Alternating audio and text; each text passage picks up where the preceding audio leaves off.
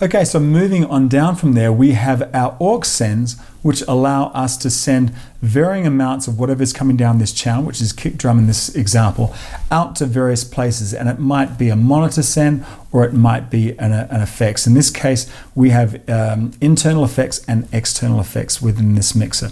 And then we move down to our EQ. And in this case, we have 4-band EQ. We have a fixed low set at 80 Hertz, a fixed high at 12 kilohertz, and then a sweepable mid-range here. So this would be called a low shelf and a high shelf, and a semi-parametric EQ here.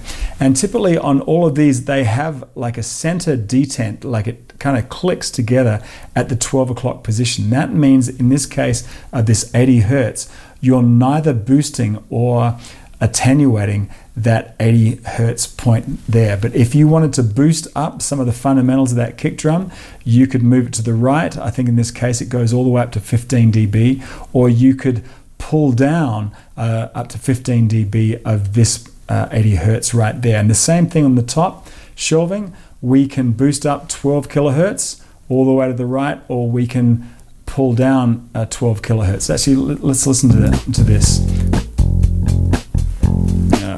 Let me just listen to this.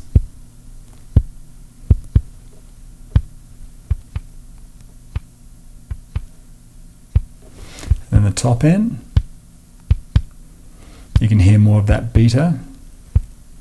That's more dull.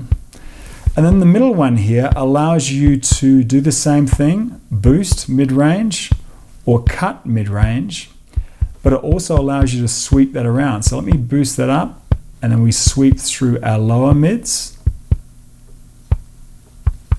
to our high mids.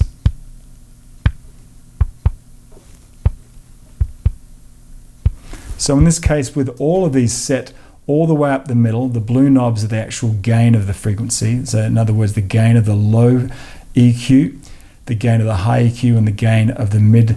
As long as they're set up to about the 12 o'clock, that little detent position, then we're neither boosting or cutting out. We're actually not using this EQ in this situation. And then finally, we have our pan and our subgroup assignments, which we'll look at in a second.